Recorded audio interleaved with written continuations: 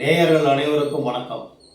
சக்தி ஜோதிடம் வழியாக உங்களை சந்திப்பது உங்கள் வழிகாட்டி ஜோதிடர் கண்ணன்.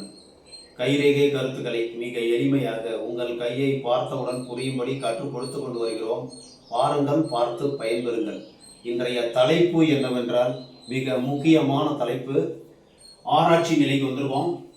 வாழ்க்கையினுடைய ரகசியம், கர்மா, மேடுகள், ரேகைகள், குறிகள், வாழ்க்கை. இப்போ வாழ்க்கையோட ரகசியத்தை காட்டக்கூடிய கைரேகைகளை பற்றி இப்போ ஆராய்ச்சி நிலைக்கு வந்திருக்கோம். இப்போ மேல்நிலை ஆராய்ச்சி நிலை, இந்த கையை பார்த்த உடனே இந்த கையினுடைய நிலை எவ்வாறு இருக்கிறது என்பதை ஆராய இருக்கிறோம். இப்போ நம்ம ஒரு கையை பார்க்குறோம் சார், ரெண்டு கையும் பார்க்கணும்னு சொல்லியிருக்கோம். ஆனால் பின்னா வயசு என்ன அப்படின்னு நம்ம பார்க்கணும்னு சொல்லியிருக்கோம். அது ஒருத்தர் கையை காட்டி பார்க்கணும்னு சொல்லும்போது இப்போ நம்ம என்ன பார்க்குறோம்னா, கையை பார்த்தோன்னா நினைவுக்கு வருவது கர்மா. ஏன் கர்மாவை நினைவு வருதுன்னா, இந்த கையில் உள்ள விரல்களிலே நீளமான விரல் கர்ம விரல், சனி விரல். சனி தான் கர்மானாவே, சனி ஞாபகத்துக்கு வந்துடணும். சனி பகவான் தான் கர்ம நாயகன், கர்ம காரகன். சரிங்களா? அதுக்கப்புறம் வாழ்க்கையில் மேடுகளை பார்க்கணும். கையில் உள்ள மேடுகள், நம்மளுடைய இடது கை என்பது நடந்து முடிந்த கர்மா, வலது கை என்பது இப்பொழுது நடக்கக்கூடிய கர்மா. முடிந்தது இடது கை, இப்போது நடக்க போகிறது வலது கை, இனிமேல் செய்ய போகிறது எல்லாமே நம்மளுடைய எண்ணங்கள், செயல்கள். அதுதான் நம்ம விளக்க போகிறோம். பாருங்கள், முழுமையாக பார்த்தீங்கன்னா உங்களுக்கு நல்லா சிறப்பாக புரியும். இது எல்லாருக்கும் கிடைக்காது. தெரிஞ்சவங்களுக்கு ஒன்றும் பிரச்சனை இல்லை, தெரியாதவங்க சிறப்பாக தெரிஞ்சுக்கிறதுக்கான ஒரு வாய்ப்பு. இப்போ நம்ம கையை பார்த்தோன்னே கர்மாவின் செயல்களினால், கர்மானா முடிந்தது, இப்போ நடக்கிறது, இனிமேல் நடக்க போகிறது, மூன்றும் சேர்ந்தது கர்மா. மேடுகள், நம்ம கையை பார்த்தோன்னா மேடுகள் எவ்வாறு இருக்கிறது, ரேகைகள் எவ்வாறு இருக்கிறது, அதிர்ஷ்ட குறிகள் எவ்வாறு இருக்கிறது, அதை பொறுத்து தான் வாழ்க்கை அமையும், வாழ்க்கையினுடைய நிலை அமையும். சரிங்களா? இப்போ நம்ம கையை பார்க்குறோம் சார், கையை பார்த்தோன்னா குருமேடு எப்படி இருக்கிறது? குருமேடு என்பது உங்களுடைய புண்ணியம், உங்களுடைய பூர்வீகத்தில் புண்ணியம் செய்தவர்கள் இருக்கிறார்களா? குருமேடு எப்படி இருக்கு? குருமேடு தாழ்வா இருக்கா, மத்தியமா இருக்கா, உயர்வா இருக்கா? குருமேட்டில் ஏதாவது அதிர்ஷ்ட குறிகள் இருக்கா? குருமேட்டுக்கு ஏதாவது ரேகைகள் வருகிறதா? உங்களுடைய புண்ணியத்தை அதன் மூலமாக நீங்கள் தெரிந்து கொள்ள முடியும். அதுக்கு அடுத்தது சனிமேடு. சனிமேடுனாலே கர்மா, விதி. ஏன்னா சனிதான் உங்களுடைய ஆயுளை கொடுக்கக்கூடியது, உங்களுடைய கர்மாவை கொடுக்கக்கூடியது. ஆயுள் ரேகைன்னு தனியாக இருந்தாலும் அது ஒரு முன்னாடி அடுத்த ஒரு சாப்டர் வருவோம். இப்போ நம்ம சனி இருக்குல்ல, சனி விதி ரேகை இருக்குல்லையா, அந்த விதி ரேகையும் உங்களுடைய ஆயுளை கட்டுப்படுத்தும். கர்மா என்பது, கர்மாவிற்கு காரக கிரகம் சனி. நன்மையும் தீமையும் சமமான நிலையில் உருவாக்கக்கூடியவர் சனி பகவான். அந்த சனி மேடு எப்படி இருக்கிறது? அளவுக்கு அதிகமாக உயர்ந்து விட்டால் வாழ்க்கையில் வெறுப்பு வந்துவிடும். அளவுக்கு அதிகமாக கீழே இருந்துருச்சுன்னு வச்சுங்க, எதையுமே சரியாக கண்டுக்க மாட்டார். சமநிலையில் இருந்தால் எல்லாம் சமமாக இருக்கும். சரிங்களா? அதுக்கு அடுத்தது சூரிய மேடு. சூரிய மேடு என்பது புகழ் கர்மா. புகழை காண்பிக்கும். உங்களுடைய புகழ் எப்படியெல்லாம் இருக்க போகிறது? இடது கையில் காண்பிப்பது உங்களுடைய முன்னோருடைய கர்மா. வலது கையில் இருப்பது நீங்கள் செய்யக்கூடிய கர்மா.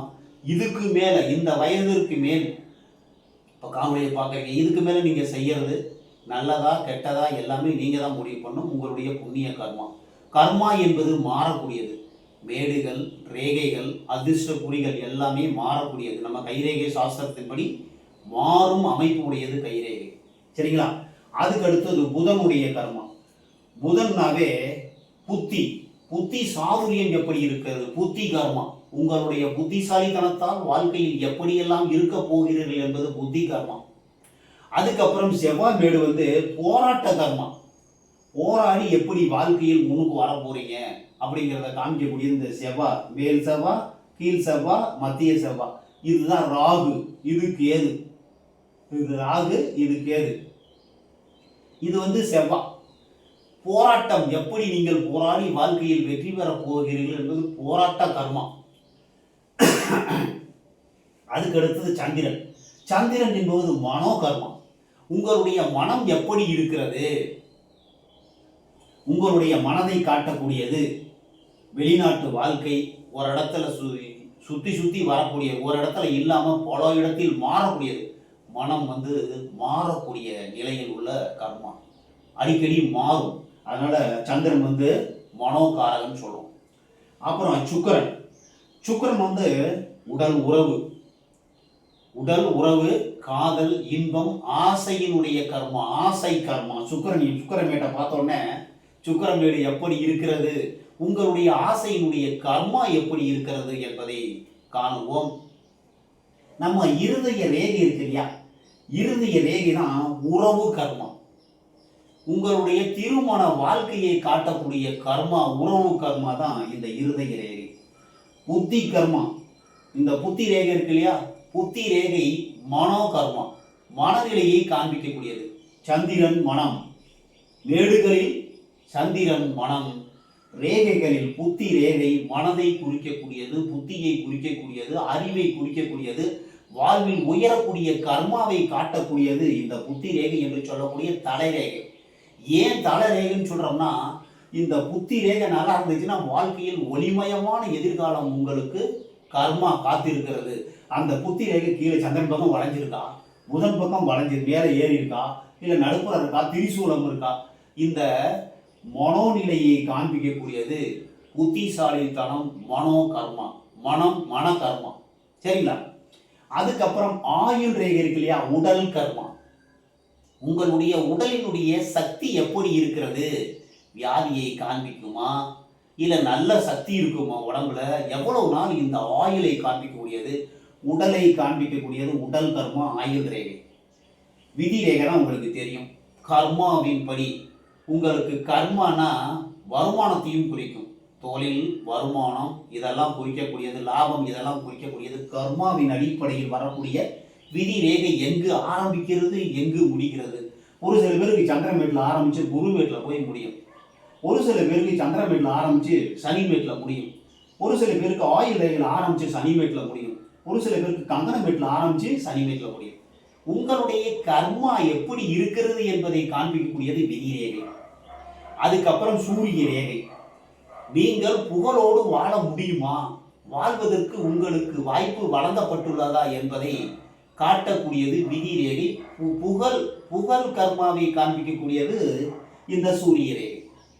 அதுக்கப்புறம் உங்களுடைய தாரம் எப்படி இருக்கிறது, புண்ணிய தாரமா. நிறைய தாரங்கள் உங்களுடைய வாழ்க்கையில் யாரெல்லாம் குறுக்கிட போகிறார்கள் என்பதை காண்பிக்கக்கூடியது இந்த புதன் வீட்டுக்கு சைடுல. இது புத்திசாலித்தனத்துக்கு சைடுல இருக்கக்கூடியது.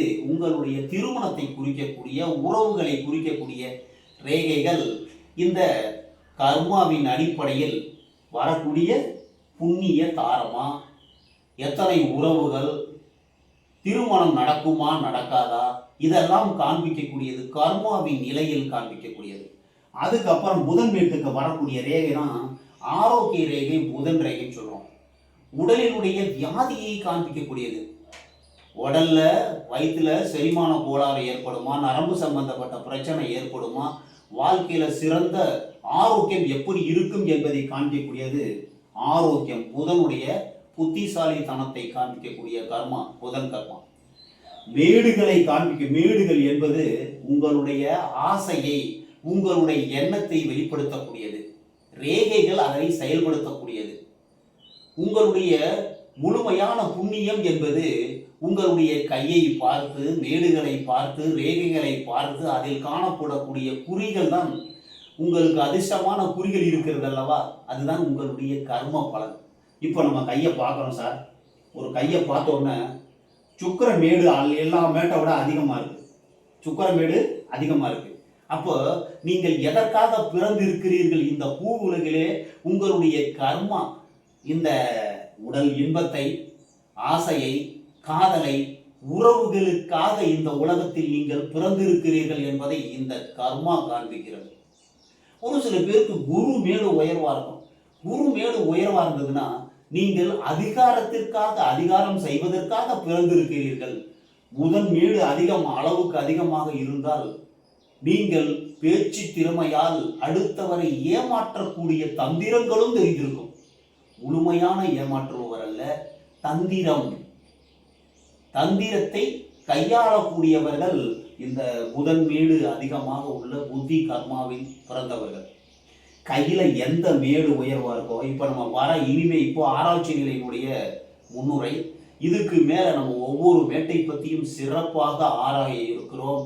அதற்கு மேடுகளை முடிந்த பிறகு ரேகைகளை பற்றி நாம் தெரிந்து கொள்கிறோம். அதற்கு பிறகு குறிகளுடைய நிலையை பற்றி நாம் தெரிந்து கொள்கிறோம். கையினுடைய நிலை, நம்ம கட்டை விரல் இருக்கு இல்லையா, கட்டை விரல் எவ்வளவு ஸ்ட்ராங்கா இருக்கோ அவ்வளவு ஸ்ட்ராங்கு இந்த செவ்வாயும் இந்த சுக்கிரனும். இந்த செவ்வாயும் சுக்கிரனும் சேர்ந்து சிறப்பா இருந்தா அந்த கட்டை விரல் நல்ல ஊக்கமா இருக்கும். இதுதான் வாழ்க்கையினுடைய ஆசைக்கு அஸ்திவாரம், வாழ்க்கைக்கு அஸ்திவாரம் சுக்கிர பகவான். இந்த சுக்கிரன் ஒழுங்கா ஆசை நிறைய இருந்தால் தான் வாழ்க்கையில முன்னுக்கு வரவே முடியும். அதுக்கப்புறம் விரல்லே நீளமான விரல் எது? சனி விரல். கர்மா தான் உங்களை ஆட்டி படைக்கிறது. நீங்கள் எப்படியெல்லாம் இருக்க முடியும் என்பதை இப்ப இதுவரைக்கும் எப்படி இருந்துகிட்டு இருக்கீங்க அப்படிங்கிறத காண்பிக்கக்கூடிய இந்த சனி விரல், சனிமேடு, சனி ரேகை, விதி ரேகை, உங்களுடைய புகழ் எவ்வாறெல்லாம் இருக்க போகிறது என்பதை காண்பிக்கக்கூடியது புகழ் கர்மா, சூரிய ரேகை.